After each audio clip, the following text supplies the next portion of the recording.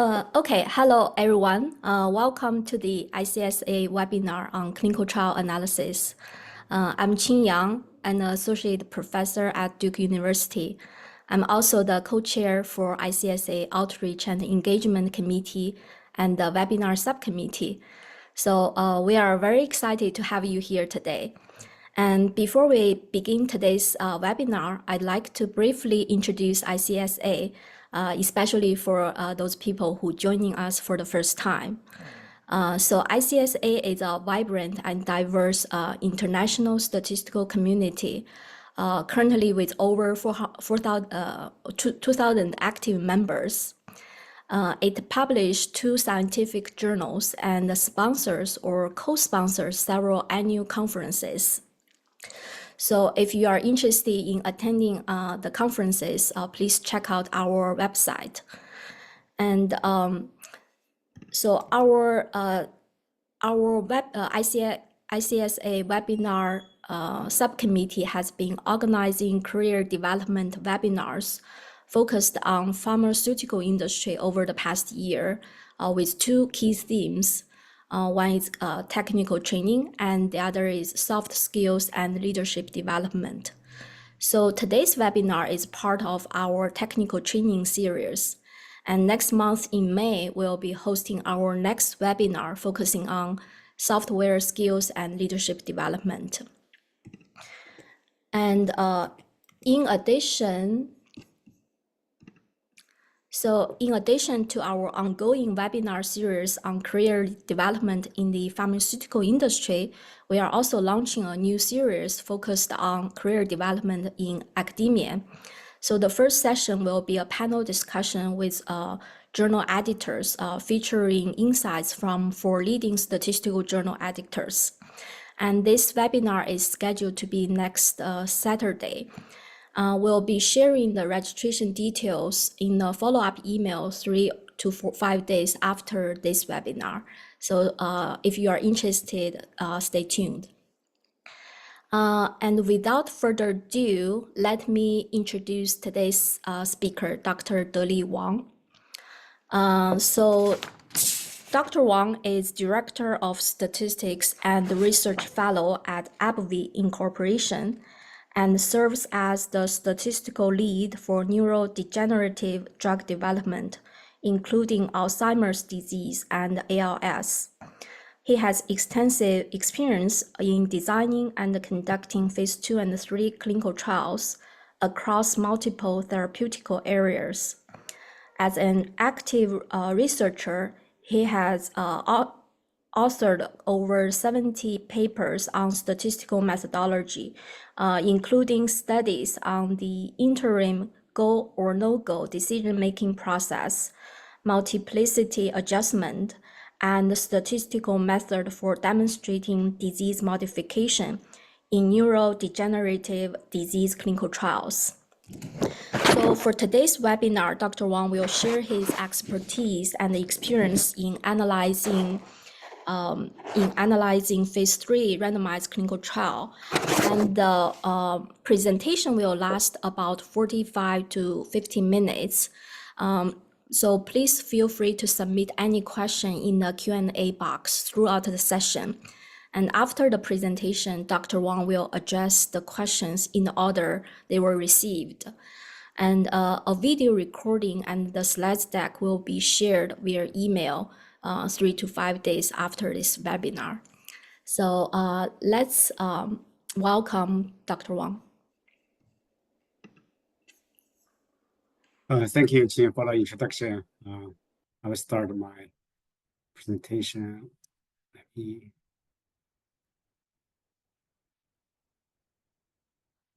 share.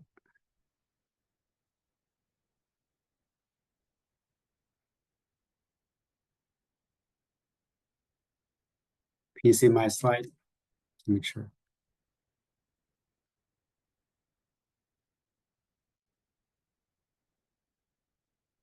Okay. Qing, just make sure. Can you see the slides? Yes, I can see the slide. Thank you. Okay. Okay. Thank you. The title of my today's webinar is main emphasis of statistical work in the pharmaceutical industry, section 2. Mainly talk about clinical trial data analysis. So this is my disclaimer. The view and the point I present today just represent my personal view, does not represent my company AbbVie's view or opinion. So this is the outline for today's my webinar. So first of all, I'll talk about a common practice of clinical trial data analysis, and then discuss about methodology used for efficacy data analysis in clinical trials.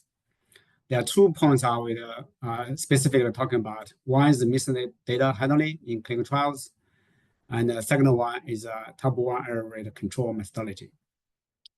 And thirdly, I will talk about the methods used for safety data analysis in clinical trials. And lastly, I use a hypothetical example to illustrate clinical trial data analysis methodology.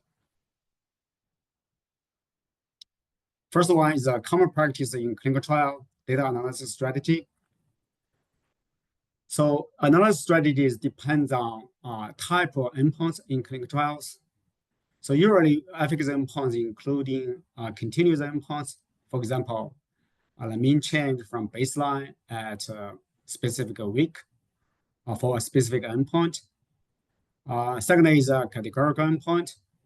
For example, the proportion, incidence rate, response rate, those are categorical endpoint. And the third common see the endpoint is a survival endpoint, is time to death, time to event. So that's also very common in oncology trials. And last endpoint is we call a composite endpoint. Basically, it's a combination of 2 or more endpoints. For example, in the ALS trial, we call the genomic assessment function endpoint, which is a continuous variable, and the survival endpoint, which is a survival time to event endpoint in the ALS clinical trials. For the safety endpoints, they are continuous variables. For example, mean change from baseline in labs, vital sign, weight, ECG, those are continuous variables. And also in the safety endpoints, they are categorical variables. Commonly, we can see the proportion of adverse events, proportion of potential clinical significant events, mortality rate, and etc. So this is a very common see for the safety endpoints for clinical trials. So strategy for analyze clinical trial data depends on clinical trials objectives and study design. So typically for the baseline demographics and baseline disease characteristics, we usually use descriptive statistics to summarize the baseline demographic and the disease characteristics. Statistical analysis methods are chosen depends on different indications. For different indications, analysis methods were usually described in the regulatory agency's guidance for disease indication or regulatory guidance for statistical analysis methodology. Selected statistical analysis methods should be appropriate for clinical trial endpoints and align with regulatory agencies' recommendations in their guidance. Because at the end of the day, if clinical trial is a success, you will need to do a submission to get a drug approval from FDA in US or EMA in EU countries. So typically, efficacy endpoint is ordered by hierarchical order. They define in a hierarchical way to indicate the importance of endpoints in the trial. So we always analysis always follow this hierarchical order of the endpoints. So the first hierarchy order is a primary efficacy endpoint. For example, the mean change from baseline of a CDR sum box score at week 76 in an Alzheimer trial. And this is typically for early Alzheimer, they use a primary endpoint. For ALS trial, I mentioned earlier, they use a genomic assessment of function and a survival endpoint in ALS trial, which is defined in the FDA ALS guidelines. So secondary is a secondary efficacy endpoint in a hierarchical order, and the last is exploratory efficacy endpoints.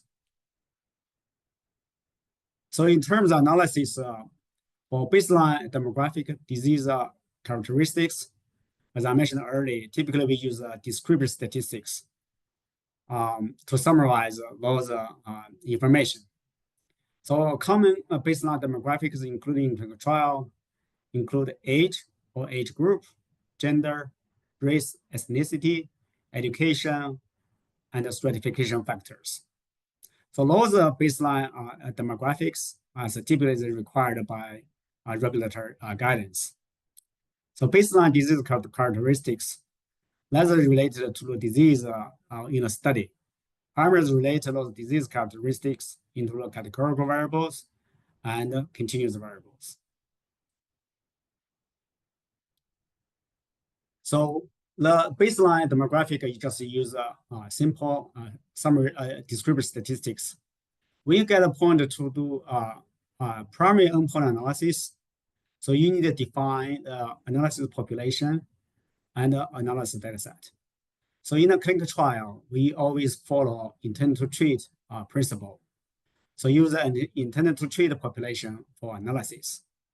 But currently in industry, there's one data set called a full analysis set, which is usually used for efficacy and a baseline information summary. So this FAS, full analysis set, is all randomized subjects taking at least one dose of study drug. If the primary endpoint is a change score, for example, Alzheimer, we always use a change from baseline.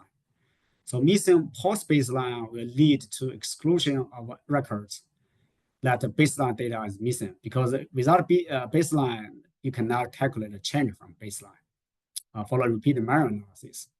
In that case, you can use another method called CLDA, a constrained longitudinal data analysis methodology, to use to analyze longitudinal data. Sometimes, if you pre-specify a methodology, you can impute the missing baseline data before you do the change from baseline analysis. Of course, this missing data for baseline should be a small proportion, so you can do imputation. So another primary analysis endpoint, typically you define in a study protocol and SAP. So I use the below one table to show you that endpoint and corresponding analysis. So primary endpoint, you have a primary analysis, and you also have a sensitivity analysis of primary endpoint, and you also typically do the subgroup analysis for the primary endpoint. Secondary endpoints, you can do secondary analysis, and also do the sensitivity analysis of secondary endpoint. Exploratory, you just do the exploratory analysis.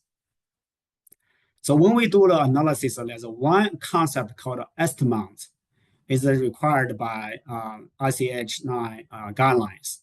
So this estimand for the primary and secondary objectives are usually required to define the analysis strategy for the primary and the secondary endpoint. So this estimand, I just use one graph extracted from ICH E9R1 document.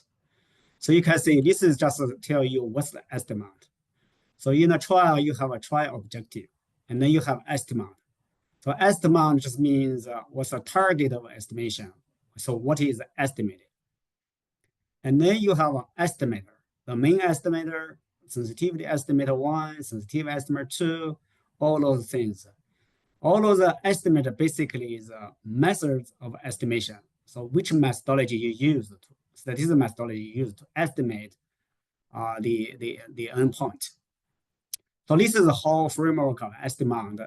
There's a lot of details in ICH E9R1. So in our clinical trial, we follow this estimand concept. Specifically, what's the estimand? So I just get some snapshot from that document. So estimand is a precise description of a treatment effect, reflecting the clinical questions posted by given clinical trial objective. It summarizes our population level, what the outcome would be in the same patients under different treatment conditions being compared. The targets of estimation should be defined in advance in a clinical trial. So what's defined a trial can be designed to enable reliable estimate of a target treatment effect. So this is the definition of estimand from that ECH E9R1 document. There are 5 attributes of estimand.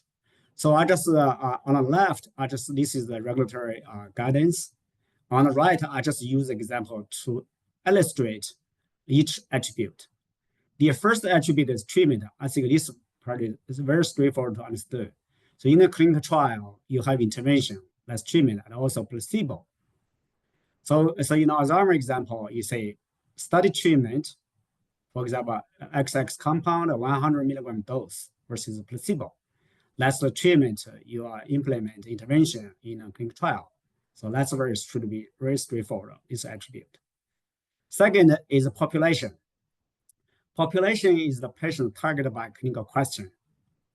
So this also should be relatively straightforward to understand, meaning what's the inference that you are going to infer after you do clinical trial. In Alzheimer's disease example, this population is subjects diagnosed with early Alzheimer's disease. This is the population we are studying with in an Alzheimer's trial. The third attribute we call a variable. So it is obtained for each patient that is used to address the clinical question. So in Alzheimer's example, that variable is measured, the endpoint is changed from baseline at week 76 in a CDR some box score. So you need to pick a variable scales to measure the endpoint so that you can answer the clinical question. This is a variable, third attribute. The fourth attribute, this is, I think, statistics get involved a lot, and also collaboration with clinical colleagues. We call it intercurrent event. So in a clinical trial, typically you have a dropout, discontinuation, death, loss to follow-up, loss event, also take rescue medications. Also, we call the intercurrent event. So you have to define how you handle those intercurrent events. And sometimes intercurrent event will cause missing data. So how are you going to handle it? So there are some strategies, methodologies to define how you handle that. In this case, I'll just give you Alzheimer's disease example. So in the current event, RES, for premature discontinued treatment, loss to follow-up will be handled by hypothetic strategy. So this is a hypothetic strategy I will describe later. What does that mean?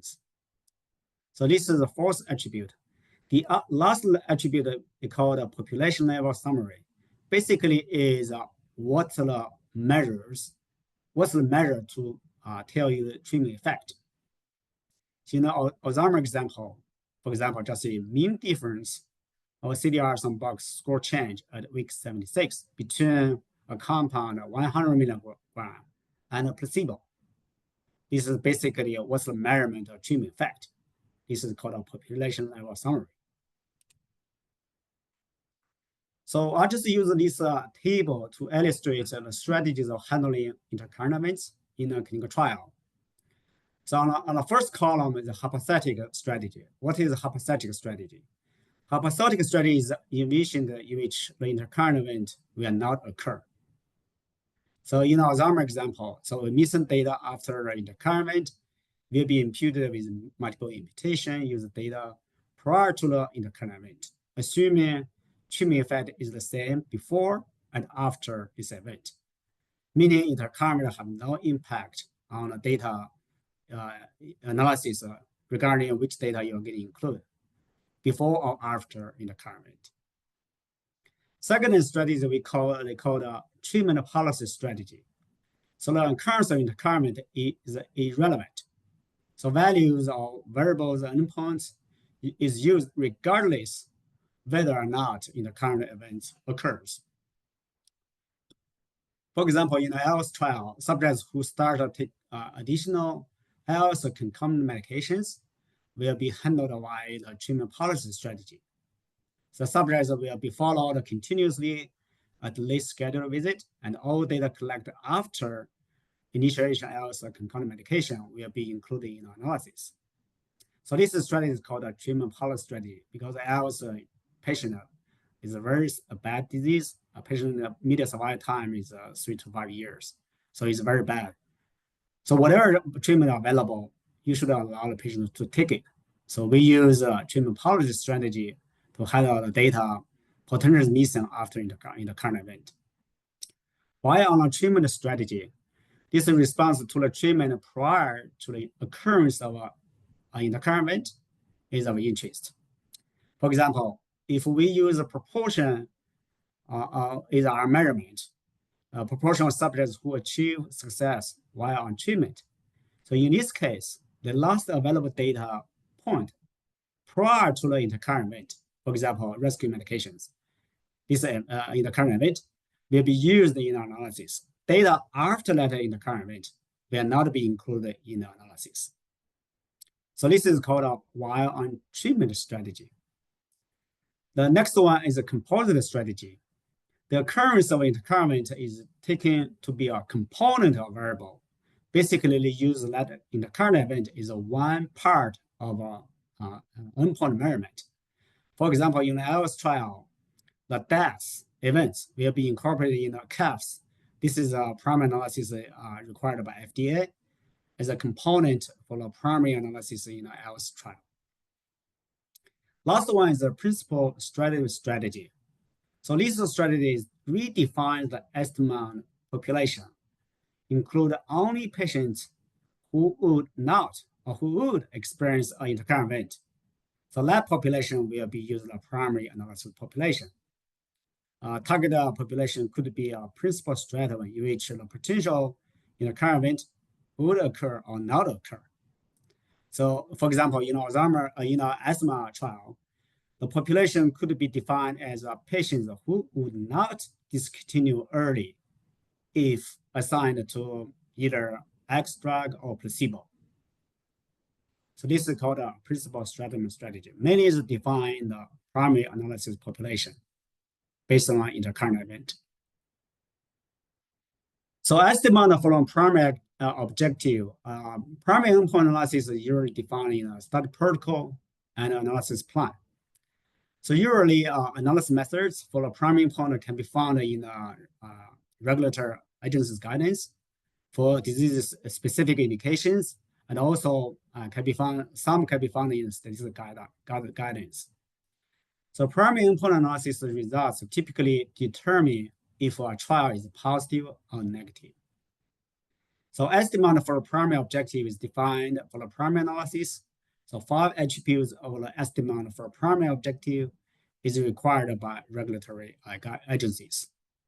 So those 5 attributes, as I mentioned earlier, is treatment.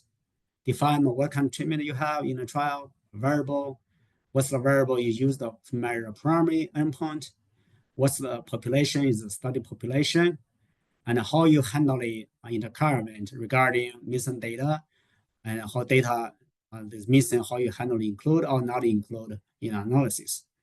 Lastly is a population level summary, define the measurement of a treatment effect at the population level. So sensitivity analysis for a primary efficacy endpoint. If the primary analysis is positive, typically sensitivity analysis is proposed or to support the primary endpoint analysis. And sometimes we also do the supportive analysis of primary endpoint. The main purpose is to evaluate the robustness of the primary analysis results.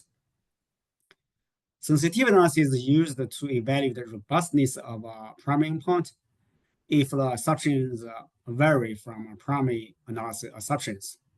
One important thing is the missing data. For some statistical methodology, for the missing data, they always have assumption. For example, repeat measurement MMR analysis follows longitudinal data, analysis of a change from baseline. But by default, the methodology assumes missing at random. That's a bad methodology. But if data missing is not random, so what the results looks like. So in that case, you have to evaluate in case missing not a random situation, and or maybe use different missing data imputation method to see if the primary analysis results is still hold. And the supportive or supplemental analysis for primary endpoint for example, joint modeling of longitudinal data and survival data. As a supportive analysis, CAFs. CAFs means combined assessment of function and survival in an Alzheimer's clinical trial.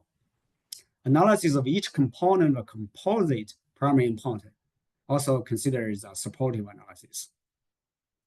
So estimand of a sensitivity analysis or supportive analysis are recommended to be included in a SAP and or study protocol for a phase 3 clinical trials. So missing data is a very important topic, as I mentioned earlier. So this talk, we are not talk about those details, deep missing data. Maybe in the future, we can have a specific section to talk about missing data in clinical trial. But here, I just have a very high level regarding the sensitivity analysis. Sensitivity analysis, we propose to evaluate the robustness of our primary analysis. So typically, we do sensitivity analysis based on different missing data assumptions. So missing at random, missing not at random assumption. And I use different missing data imputation methods. As I mentioned earlier, for example, missing at random is by default in MMR analysis, is a mixed model repeat measurement analysis for longitudinal data to evaluate the robustness of results on the missing not at random assumption. You can do, we call it a T-pinpoint analysis, reference-based imputation methods, copy reference, jumping to reference method, and you can use all those. Those methods are available. Is not missing not at random. You report in the literature. You can use those to evaluate the primary endpoint analysis, or you can use different analytical methods. For example, if your primary analysis repeat measurement (MMRI) analysis, as a sensitivity analysis, you can propose to use ANCOVA to analyze same data, but you only use the last data points data to evaluate the robustness of the primary endpoint analysis. An estimand for sensitivity analysis is also recommended to be included in a SAP or protocol in phase 3 clinical trials. So another important is the subgroup analysis of primary endpoint. Once you have a primary analysis, typically regulatory agency ask you to do subgroup analysis to see if the treatment effect observed in a primary analysis is the similar in different subpopulations. So if the study objective is safety, a subgroup analysis for safety endpoints are also required for the subgroup analysis. So common subgroup analysis are required by regulatory agencies: age, gender, race, ethnicity, and stratification factors in a clinical trial if there is a stratification factor. And also you could include other subgroup analysis for clinical questions of interest. Subgroup analysis methodology, you can use ANCOVA, or you can use repeat measurement analysis by including subgroup by treatment, by visit interaction in a model.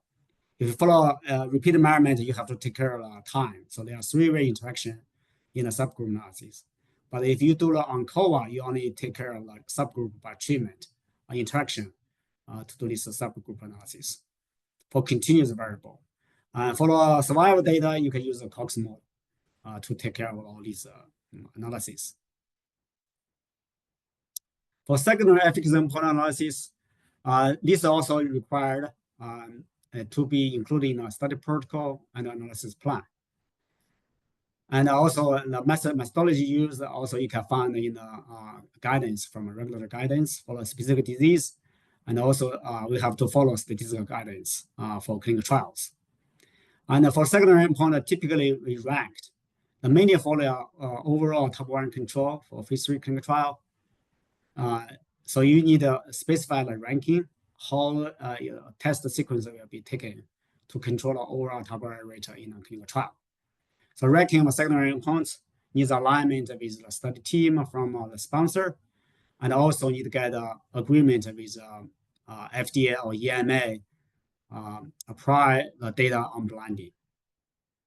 So consistent results from secondary efficacy endpoints are important to evaluate the treatment effect observed in a primary endpoint.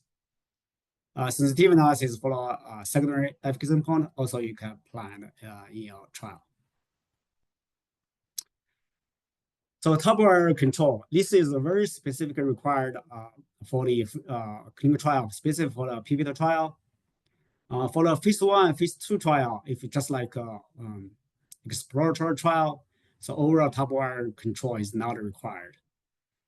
So you can use for phase 2 trial, you can use a two-sided 5% threshold or one-sided 2.5% to do all the statistical testing for each endpoint without control the overall top-line rate. But for phase 3, definitely you need a strong control over the overall top-line rate within two-sided 5% or one-sided 2.5% level. We use closed test procedures. If a phase 2 trial is positioned to be registrational worthy, meaning you want to use a phase 2 trial to submit for the to FDA for submission for get a drug approval. In that case, phase 2 just like phase 3. So you need a strong control of top-line rate. So methodology and strategy for the overall top-line control is needed to be pre-specified in a protocol and a SAP. And alignment with the regulatory agency is required before the data unblinding. Primary endpoint and ranked secondary endpoints are included in overall top-line control. So the most powerful procedure is usually selected for the top-line control in a pivotal phase 3 trial. So which method will be used is upon the discussion between the statistician and the clinical and the regulatory colleagues from the sponsor side. So you need to pick one strongly controlled top-line rate in pivotal phase 3 trials. So top-line rate control for safety endpoints is usually not required because the safety endpoints, there are a lot of high-dimension measurements of safety endpoints. If a safety endpoint is included as one component of efficacy claim, then the top-line rate need to be for safety endpoint is required. Multiplicity control should be considered for safety signal identification. Because in safety analysis, you have a lot of AEs, a lot of labs analysis. So in order to avoid potential false discovery rate, some sponsors maybe use FDR or other approaches to reduce false positive findings due to multiple comparisons of safety endpoints. For the exploratory endpoint analysis, I typically don't do the multiplicity control. You just use a normally alpha level to do statistics testing for the exploratory endpoint analysis. So at least slides I just mentioned some top-line control methodology. There's one paper, I think I'll have one summary review paper you can look at it if you are interested in. So commonly used methodology for, we call it single stage overall alpha control. I think most people are probably familiar with the Bufferoni method. There's other methods, weighted Bufferoni, Holmes, Hochberg, fallback, pick sequence, or Holmes procedure. All those procedures we call a single stage overall alpha control strategy. But if you have multiple families of endpoints, so you should propose a complex multiplicity control strategy. For example, parallel or sequence serial gatekeeping procedure, or use a very popular kind of very popular graphical procedure to control the overall top-line rate in a clinical trial.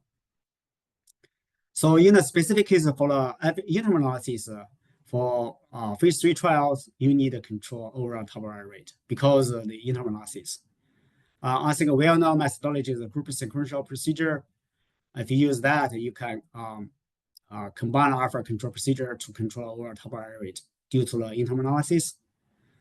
For interim go-no-go decision making, interim analysis, you want to futile, you want to accelerate development, whatever decision you want to make.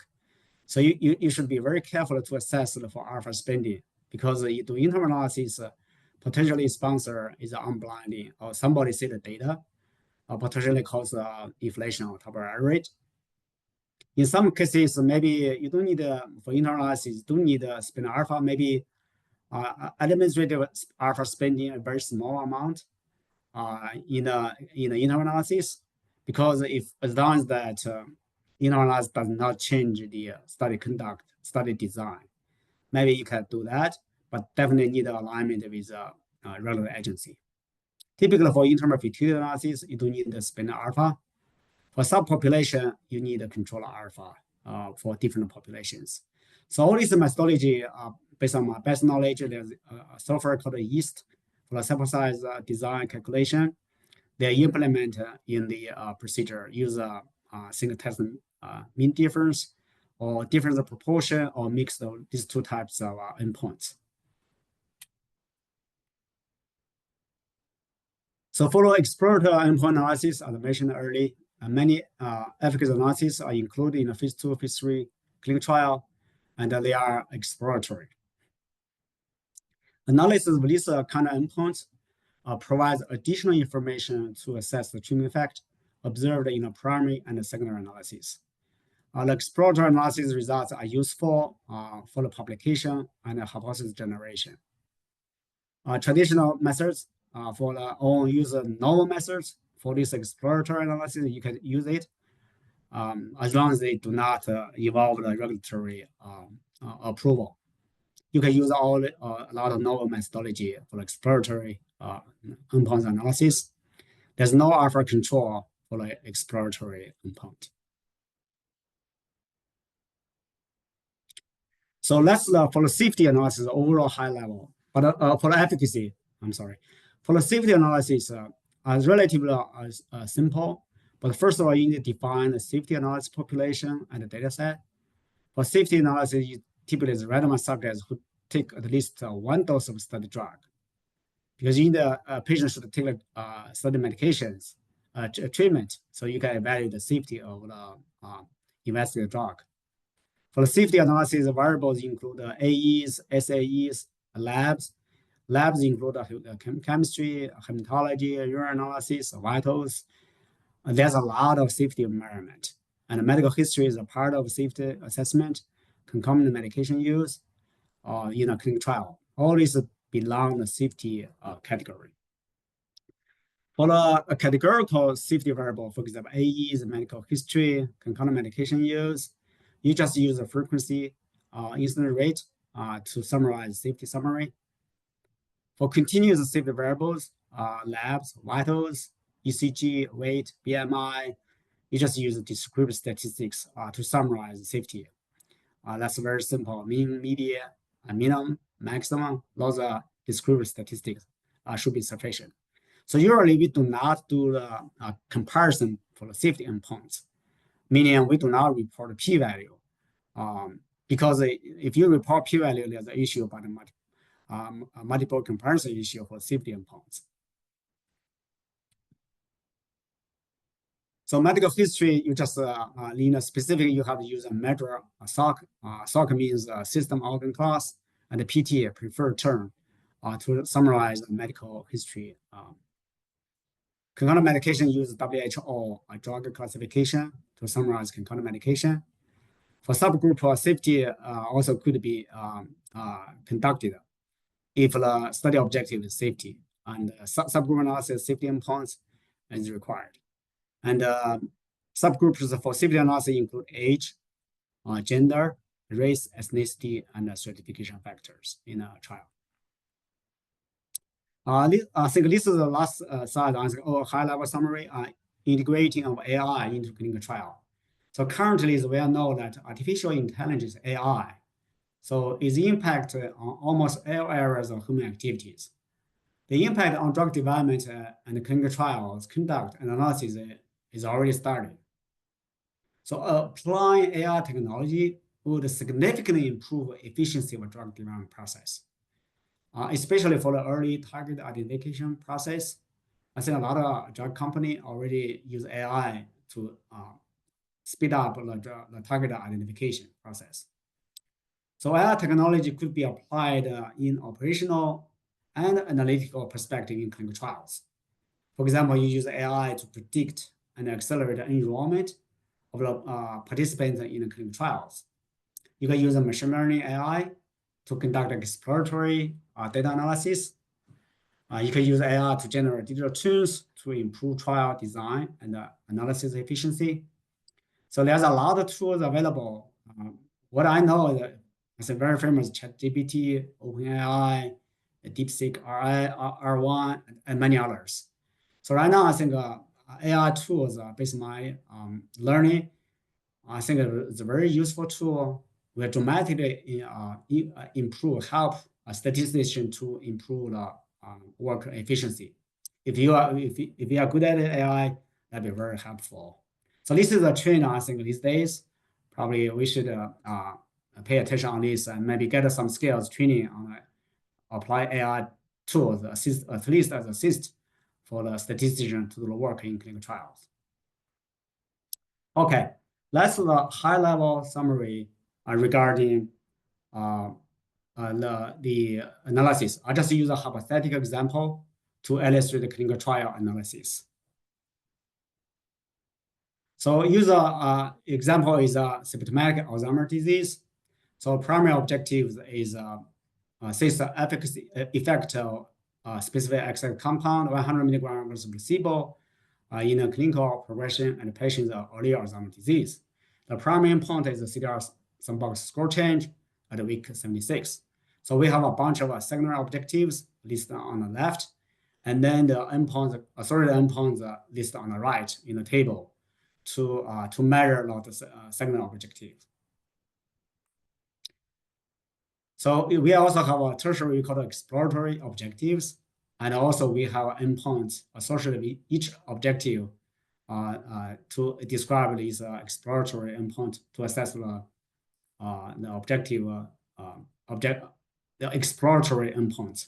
For example, plasma NFL is a bunch of other variables we used. For the sample size, for this trial, just very hypothetical phase 3 trial, suppose. Okay, the trial is a parallel randomized placebo-controlled trial for 76 weeks. The primary endpoint is changed from baseline CDR sum box at week 76. So alpha level is one side, 2.5 level, power needed 90%. Missing data rate at week 76 is 30%. So treatment effect assumption is effect size, Hawkins effect size 0.25. So based on these assumptions, we need a sample size of 486 per arm, which include dropout. So for each arm, so total will be 486 times 2 total sample size. So in this trial, the direct secondary endpoint is a change from baseline at week 76 in the following endpoint. Amyloid beta change, a plaque measured by a PET, ADAS-Cog 14 total score change, ADCI, ADL total score, MSE total score. This is just like commonly used in the Alzheimer trial. And this is a hypothetical study design. So you have a screening period, and you have a 76 double-blind treatment period, and then you have a 20 weeks post-follow-up period. And estimand. So this just you create a table for the estimand for each the estimand, the 5 attributes of estimand. The treatment is treatment and a placebo, and the population in this case is early Alzheimer's disease patient, and the variable is changing from baseline in CDR sum box. And the intercurrent, I just list 4 intercurrent event here. As here, premature discontinuation, and use a hypothetical strategy. Initial regular AD medication, use treatment policy strategy. And if you start the AD medication with the same mechanism of action of an active compound in the trial, and then you use a while on treatment policy strategy. For the death, use a while on live strategy, which is the same as a while on treatment strategy. Data collected before death will be included for analysis. So the population will be mean difference of CDR sum score change. And regarding the analysis model, so this is a repeated analysis of CDR sum box from changing from baseline to week 76.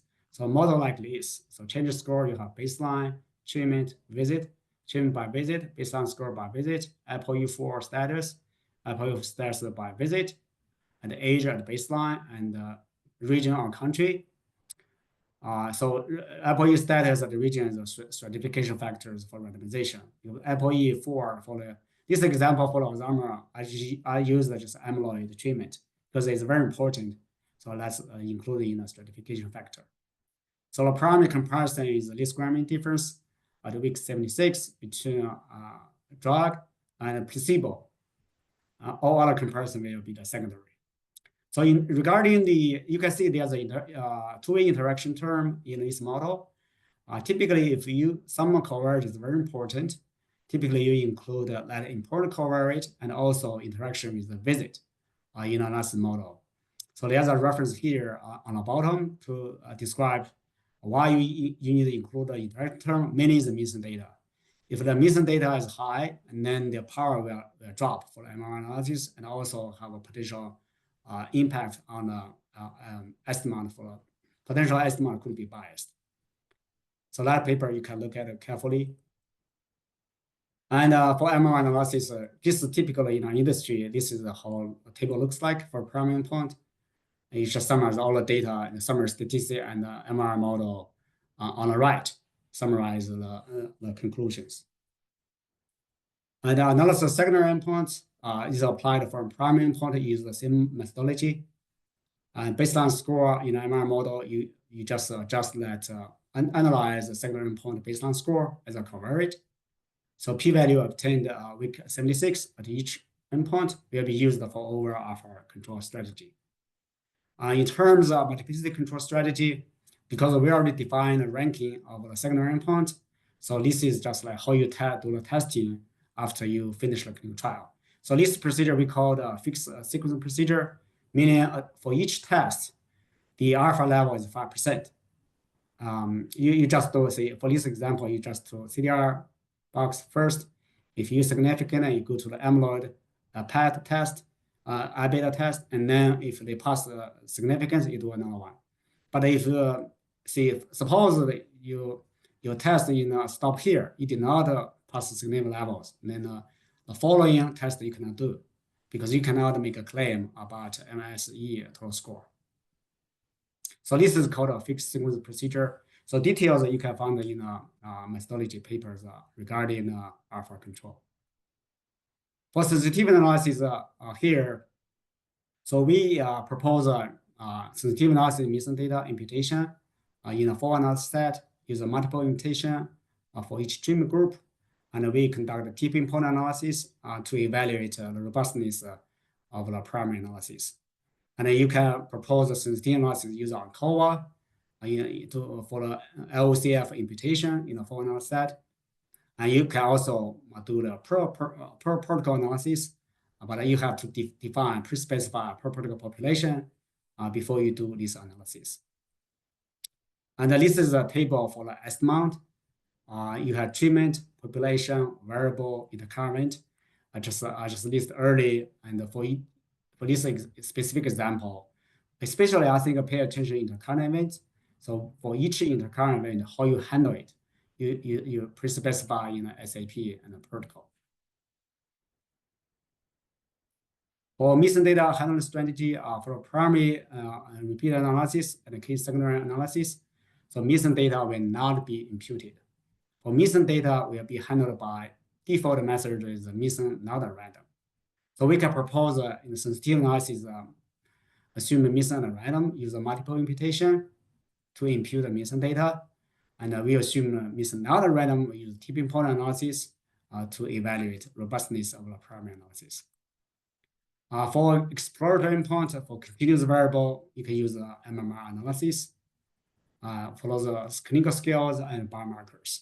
We just regularly use a 5% level for each exploratory analysis comparison. And because time, I think about 50 already 50 minutes over. Let me go very quickly for the safety analysis. Relatively straightforward. You have a safety analysis set. So all randomized subjects take at least one drug or placebo. And for safety variables, you have AEs, medical history, concurrent medication, suicidality scales, and frequency and incidence rate will be used for safety summary. So AE summary, you can see all this is typically done for the AE over summary in a clinical trial. For continuous variables, labs, we just use ANOVA methods to analyze each continuous variable. And for the hematology and chemistry, we could use the shift tables to summarize how the safety changes from normal to abnormal. Medical history just use the frequency, as I mentioned early, and the concurrent medications similarly, as I mentioned early. So here's the summary. So in this talk, I presented a common practice of clinical trial data analysis methodology and strategy, commonly used analysis methods for efficacy and missing data handling, type error control, very high strategy, a high level thinking and concept, and the common methods for safety analysis. And I used a hypothetical example, Alzheimer trial example, to illustrate clinical trial data analysis strategy. Because clinical trial analysis is a big topic, it includes a lot of category.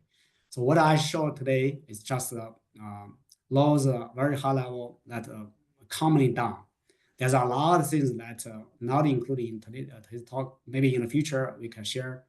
But clinical trial is a big topic for analysis, a different methodology.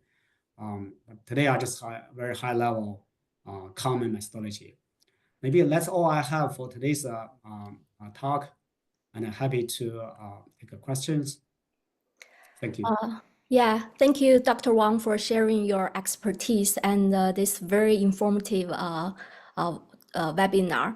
And so myself was a trained biostatistician, and I'm currently working in the academia setting. So for myself, I just find this talk very informative and helpful. The reason is because we learn all the statistical methods, but we rarely have the training on what's the standard of practice in pharmaceutical industry or even in the academia setting. So I guess we still have 7 minutes for questions. And so if you have any question, you can post in the Q&A box. And I'll start with the first question posted by Betty Chen. So her question is, can the estimand be biomarker?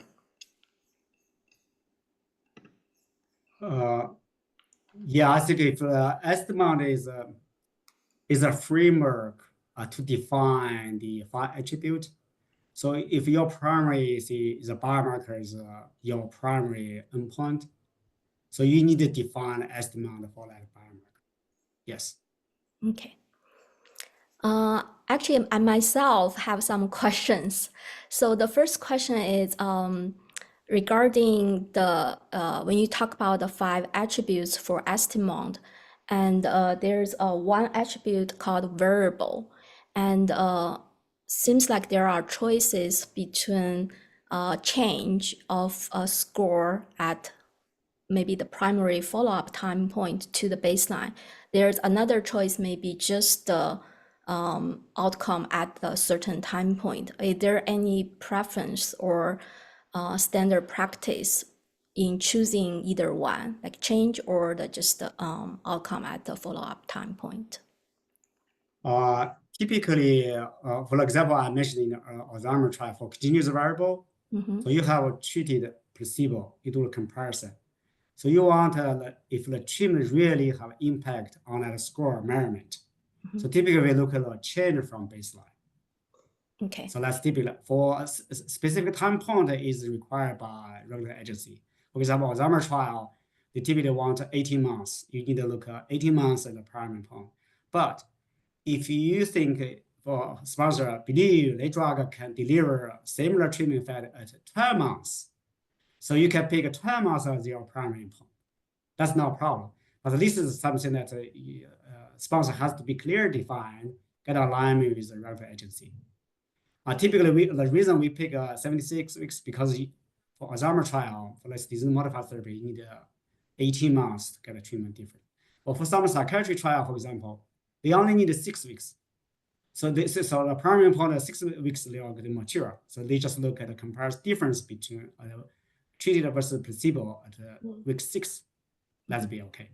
Okay. But sometimes they say, okay, our drug is fantastic. Even for 6 this example, 3 weeks, they already start to see separation.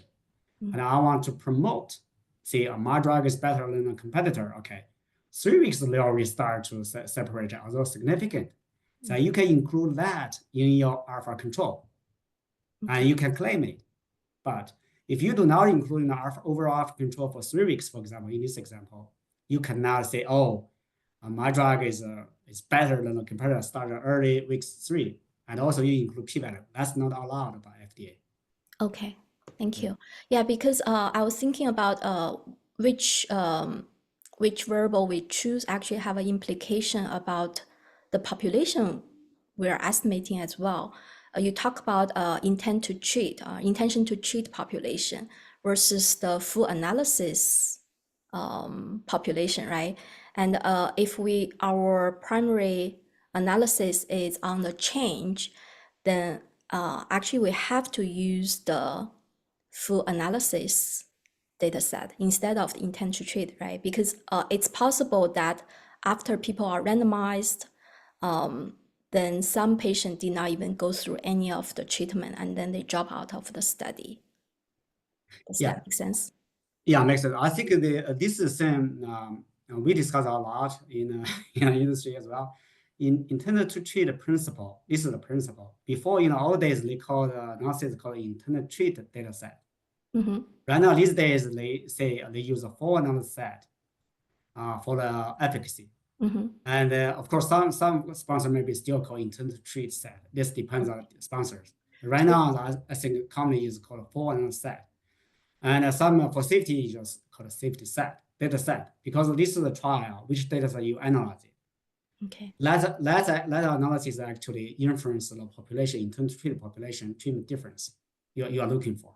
Okay. Because that variable selection is not you arbitrarily select a variable. You cannot, because you have to follow the FDA or EMA guidance. They say, okay, you need this scale. For example, early Alzheimer, they use the CDR sum box because that assess the function and cognition, or function and cognition together. That's a requirement for Alzheimer. So you have to use that scale. And which time points it depends on is sponsor. Okay. How soon the drug can deliver. Because too early, you cannot detect difference because it takes time for drug to get an effect. So is it safe to say that currently the full data set analysis, so full, what's this called? Full analysis set, yeah. Full analysis set is the standard of practice. Yes, that's a lot of sponsors use that. Okay, thank you.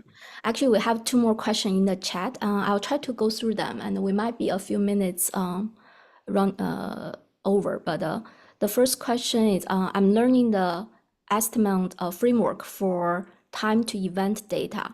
So when both hypothetical and while on treatment strategy treat an intercurrent event as censoring, what are the differences between the 2 strategies? Yeah, this is a good question. I'm in the, maybe I try to do my best to answer this question. This is oncology related because estimand question related is indication specific. Based on my understanding, for the oncology trial, they probably a lot of time they use treatment policy strategy. The reason is this, because a cancer patient, they will die. Whatever available treatment on the market, you should allow the patient to use it. And then that's the treatment policy strategy. Whatever you should allow them to use it. And our data collect after that or before that, you should be included for your analysis. You cannot see the hypothetic strategy. A hypothetical strategy, of course, sometimes use, for example, continuous variable. You think, okay, before that event occur and before and after, the treatment effect will continue. So this is the assumption, okay? If this assumption hold for the question I think mentioned in oncology trial, you can propose the hypothetical strategy. Okay, before intercurrent, that treatment effect will continue as a trend after intercurrent event. I think it should be, to my best knowledge, should be okay. But I think definitely, I'm not sure I'm 100% right. But I talk with my colleague with oncology clinical trials, they say, okay, typically use a treatment policy strategy. But these 2 things they are There's some little bit difference in terms of concept-wise. The treatment policy just like, okay, whatever drug I could get to treat my cancer, I should be allowed to treat in a clinical trial. Because if I have hope, get treated, I need to get treated, and I still want to continue your participation. And also, this is also related to inclusion exclusion criteria in a specific trial. If that trial does not allow it, then in that case, we will terminate this subject, continue treatment. So it's a very, very complex situation, but I think it's a very good question. Thank you. Yeah, maybe in the future webinar, we can have a specific webinar for this topic. Yeah, And, yes. Yeah, I know we are over time, but we have 2 more questions. So for those who have to go, we are going to share the video recordings in the follow-up emails. So, but one more question is for the MMRM model, I noticed that both interaction of treatment by visit and the baseline by visit were specified there. I understand the specification may be disease specific. On the other hand, it is a general practice. Are there too many parameters to estimate, which may cause a convergency issue? Yes, I think this is a good question. In my slides, one paper mentioned that you can look at that paper. They specifically look at this. If there's a missing data issues, if you do not include an interaction term covered by visit interaction term, they call the model misspecification issue that cause the power loss for MMR model and potentially could cause the estimation bias. But typically, I think for baseline variable, for change from baseline, that's a general practice. You include baseline as a covered and a baseline by visit interaction term. That's a common practice, at least in Alzheimer field, Alzheimer trials and ALS trials or other neuroscience-related clinical trials. If we analyze the scales changing from baseline, that's very general practice. Baseline by visit interaction. But if you have other important covered, for example, medications to treat a specific disease, for example, ALS trial, there are 3 medications I am aware. They take it. Because they are treated at ALS, they work for ALS patients. You have to take care of that treatment effect because that covered impact on the primary analysis outcome. Okay. So you need to take care of that. Yes. Yeah, I have a follow-up question from this Chuan Wu Zhang. So could you share the reference paper or is that on the slides? Because we are going to share the slide. Okay. Yeah. So it's on the slides. Okay. Yeah. And one more question I did not answer, but maybe is a convergence issue. Yes, if you have a lot of coverage, and then if there's a convergence issue, for example, non-linear collinearity issue in the MR model, definitely you need to, maybe you could do centering of the coverage and then do interaction. But in my case, the example I have experienced the ALS clinical trial, working with Harvard and Berkeley consultant, they include a lot, I think 6 baseline covered and the interactions, no convergence issue. Yeah. Okay. Yeah. In terms of the model part, so I noticed there's also a methodology called constrained baseline model, which means we just restrict the baseline to be the same between 2 groups. But I think in your slides, the model you use actually added the group variable, like the main term for group in the model, right? Which means we are not assuming the baseline are the same between the 2 groups. For changing from baseline, we don't worry about it because if changing from baseline, baseline are always zeros. But if you use a raw score, for example, you analyze a raw score is a dependent variable. You treat the baseline as a responder variable. This CLDM model, they have a trick because there's a publication to say, if you miss some baseline data, or how I go to, because it loses power potentially, they try to use those data points, only have baseline data, no post-baseline data. Okay, so they try to use all the data collected in a model. How are you going to handle it? The only way to handle it is just like use this raw score as continuous variable. Oh, I see. Yeah, when they do handle it, actually, they assume baseline variable across group are the same. But after the baseline, Oh, there depends on treatment effect. okay. So there's a trick in the data analysis part.